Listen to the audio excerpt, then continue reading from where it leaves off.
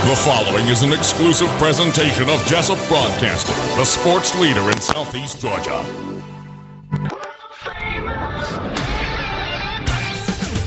The world-famous Butch and Bob Show.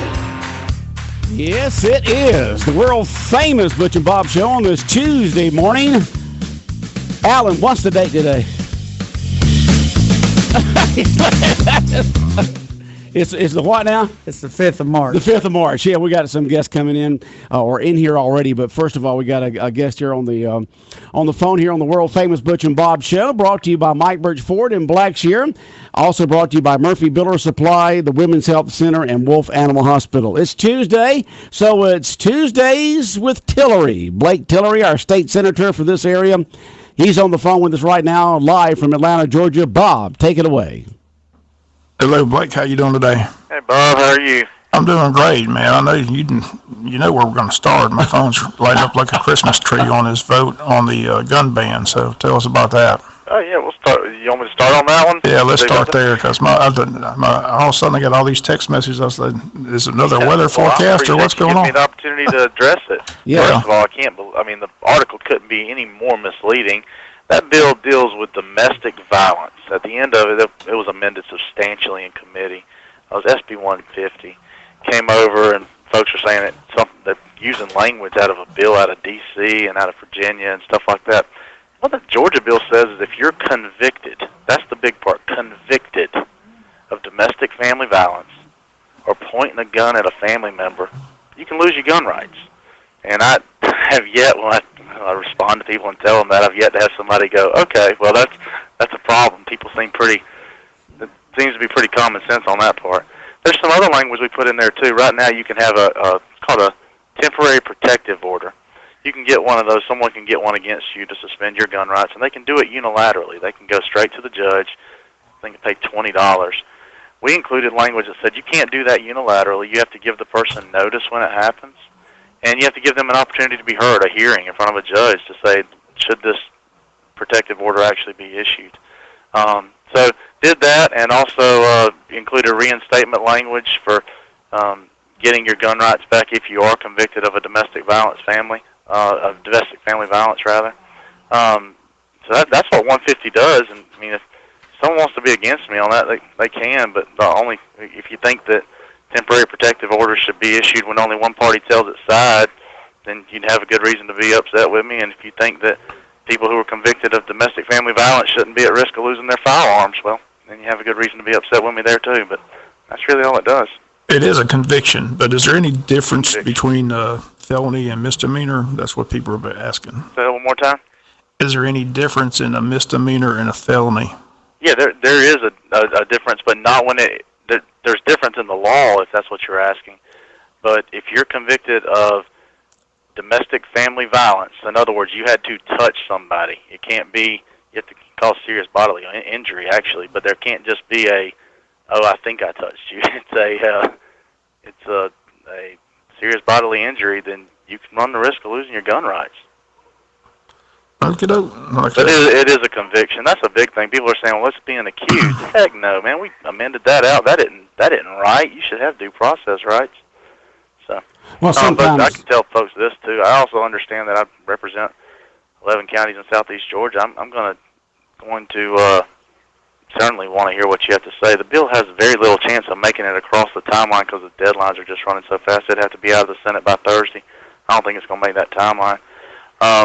But I did also want to explain what the bill did and not what people in Plano, Texas, and a guy with a cell phone camera sitting up here from Atlanta said. That's inaccurate.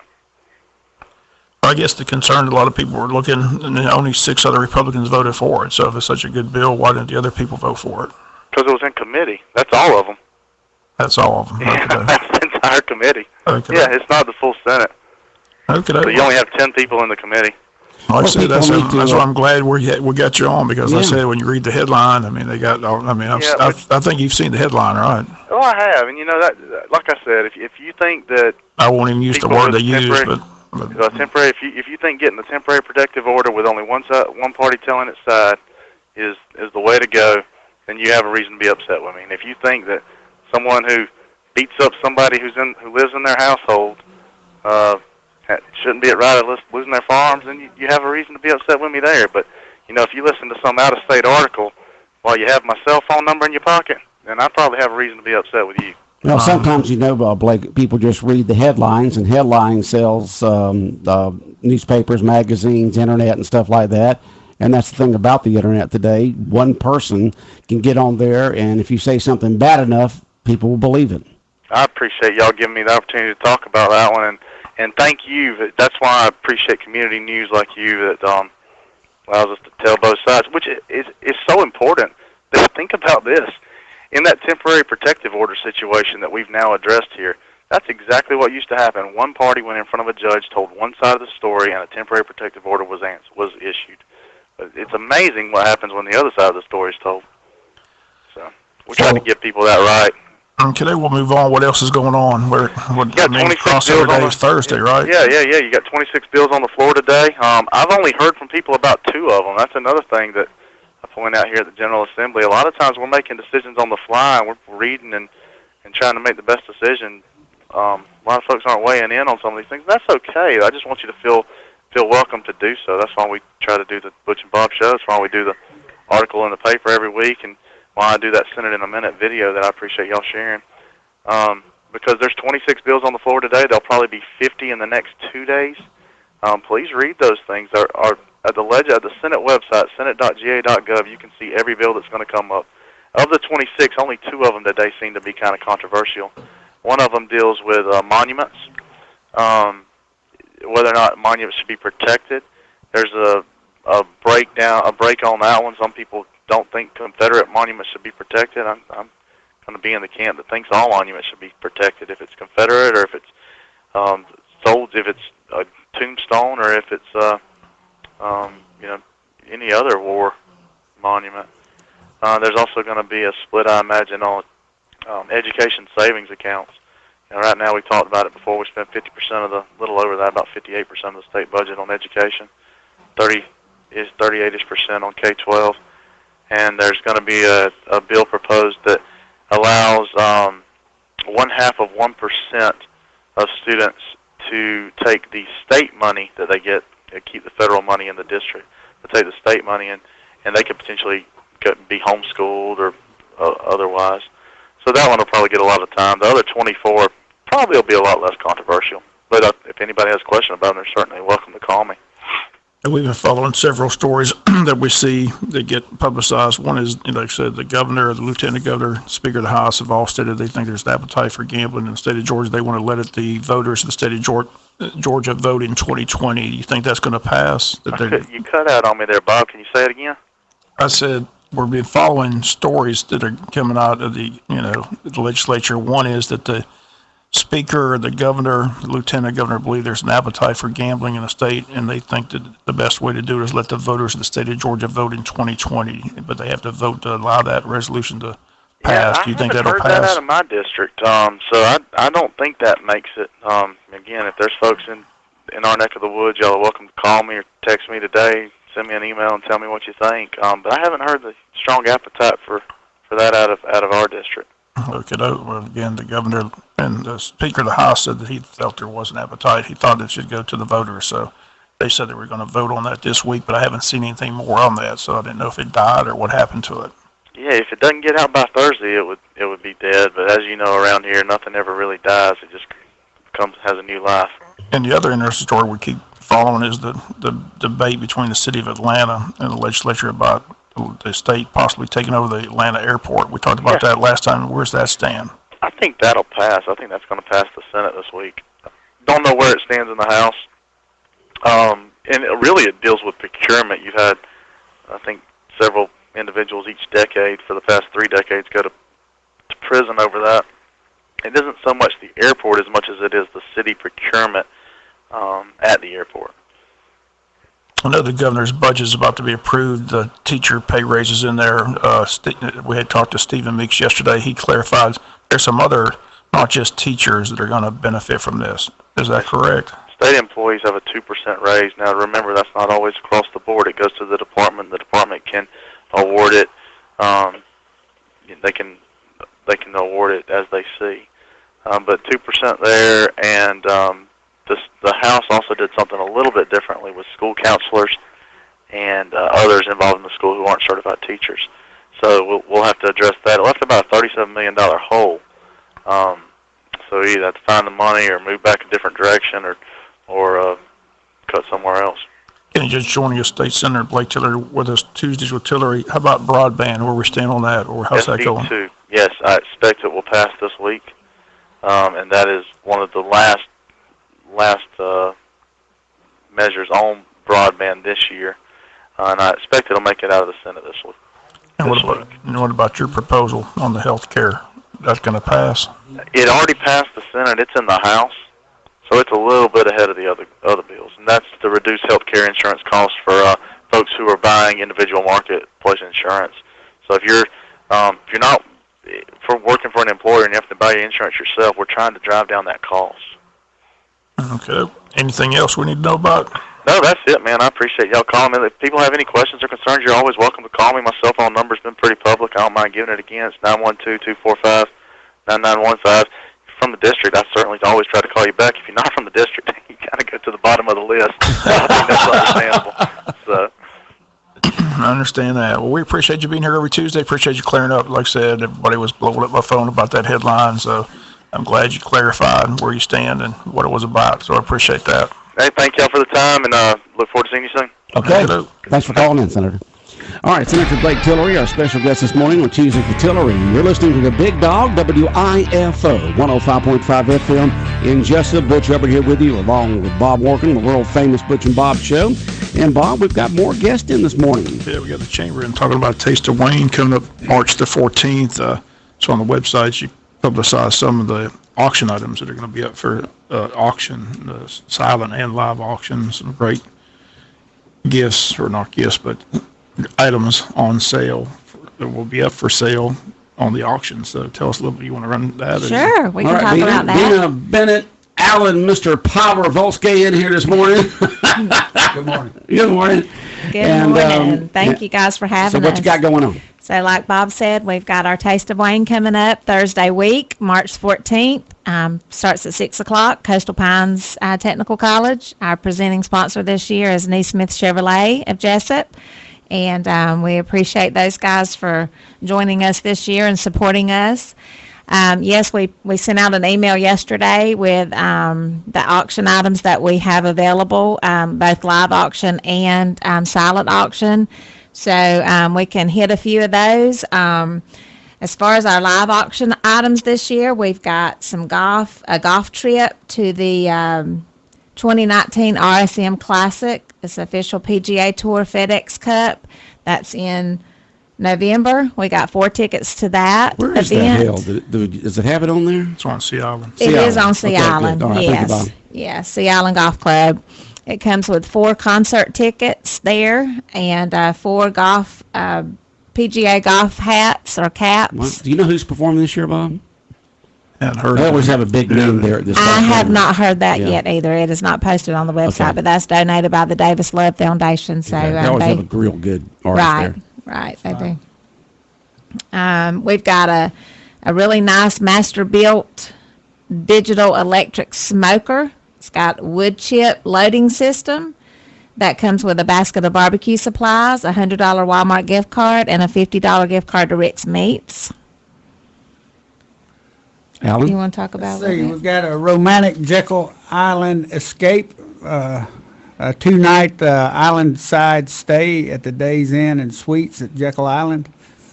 There's amenity passes and $25 towards dry cleaning at Stuckey's, laundry and dry cleaning. And those 2 passes that come with that, those are the Jekyll Island amenity passes. Those can be used at Summer Waves, the Sea Turtle, what's it called? Georgia. There's mini golf down there, so those passes can be used at any of those attractions on Jekyll Island.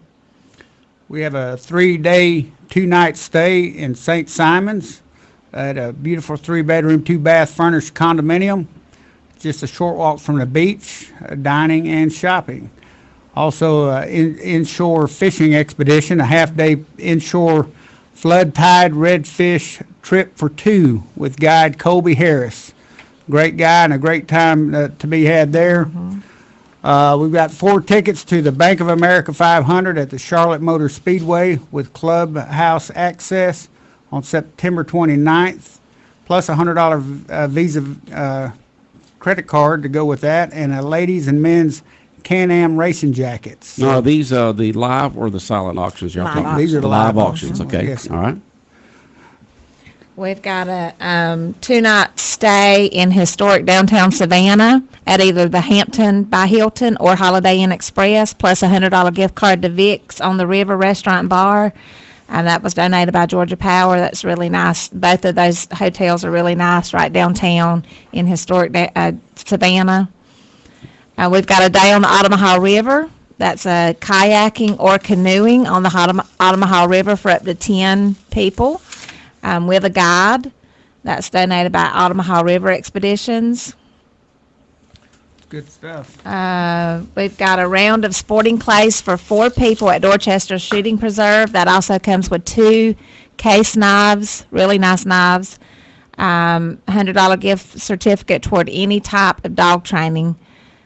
That's provided by Jacob Weaver with Ottamaha Canine Consulting. We have a Bayou Classic 9-gallon fryer with 3 stainless steel baskets plus a barbecue gift basket, value of $630. And we have opportunity to join Special Response Team for a half day of training to include shooting the simulator guns and learning various tactical response strategies. That's donated by the Wayne County Sheriff's Office. That sounds like a good time. We've got a last one here I think that we haven't talked about is a 2-day, 1-night stay at the Village Inn and Pub on St. Simon's. Includes some pub bucks for the restaurant and bar there, $25 gift certificate to dry cleaning at Stuckey's. And that will include a plane ride by Mitch Sutton to get you to and from the island. So that's always a fun thing. Yeah, that's always a fun. These are some trip. great items that are on the live auction here. How do y'all get all those? Do y'all have the committee that just goes and get these? How do you do it? We do. The committee works on this. This year, I included our ambassadors, so I want to give a shout out to our ambassadors, the chamber ambassadors. They have worked really hard at getting our sponsorship and donations this year. We have a really great group of ambassadors. We've got about 14 of them right now. They are all go-getters, and I threw a little healthy competition in there for them this year, so they earned some extra points for their donations that they received and or sponsorship. Good. So they have really been getting after it this year. So Right. we try not to hound our businesses because they do get hit all throughout the year from different organizations. So we do like to offer, though, this is a great opportunity to showcase your business and, showcase some of the products and services that our businesses provide. So we do like to give everybody opportunity to be included in the live and silent auction. You got so many items that are from out of town, and that's We good. do a lot of those. And then on our silent auction, we've got 104 items this year for our silent auction. 104. That's right. And those range from $20 value up to $300 or $400. So there's a variety of items, different art and home decor, beauty and fashion, auto, pets, travel, entertainment. Yeah, a lot of home and garden. So there's a lot of different price range and different types of items for the whole family. Okay. Let me say, on the business side, it's absolutely imperative that businesses support the chamber.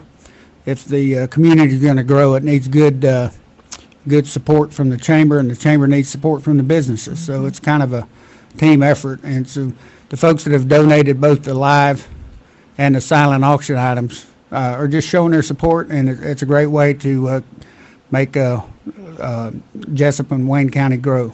Okay, and this is y'all's biggest fundraiser of the year, is It that is. right? So the money goes back into the chamber to help it with its projects, is that correct? That's correct. Okay, all right.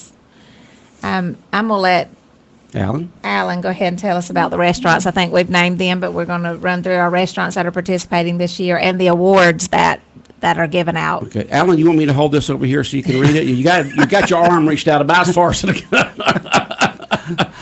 Let's see. We've got the Omaha Steak and Seafood is going to be there. Angel's Fine Dining, Cafe Euro, Craft 44, Gooey's Pizza, Gopher's Southern Cooking and Barbecue, Historic Strand Jesup Drive-In, the JJ's Place, Papa John's Pizza, Southern Weddings and Country Flowers, Cerchero's Fresh Grill, Watermelon Creek Vineyard, Western Sizzling Steakhouse and More Steakhouse Restaurant. Those are all of our restaurants that are going to be there. It's going to be a great time. I tell you, I've been here a couple of years, and I've been both years that I've been here, and this is one of the most fun and enjoyable nights that you can have in Wayne County. You've only been here for 2 years? That's right. God, it seems so much longer than that. Huh? It's like 4 hurricanes ago. Did y'all have any problems with, or do you know if Satil had any problems with the tornadoes this weekend? I think there was a very minimal damage. There was we had one tree on the line in town, and then I think Satilla had a little bit of issues, but they got everything quickly restored, and I think we dodged the bullet on that one. Well, our office manager, Leanne, was out there near Cherokee Lake, and she has a video of a tornado that looks like one you'd see in Kansas. I mean, this thing's huge, wide, big, and I saw a video of it, and I couldn't believe I've never seen anything that big in this area in terms of a tornado, and I was just wondering if that caused any damage out there of any type. I hadn't heard, but it was a huge tornado. Only the Taste of Wayne is bigger. It was a big tornado. But she said they were watching it and were scared it was going to come to them, but then kind of veered, and then it just disappeared. Wow. Which tornadoes do that. Wow. Yeah.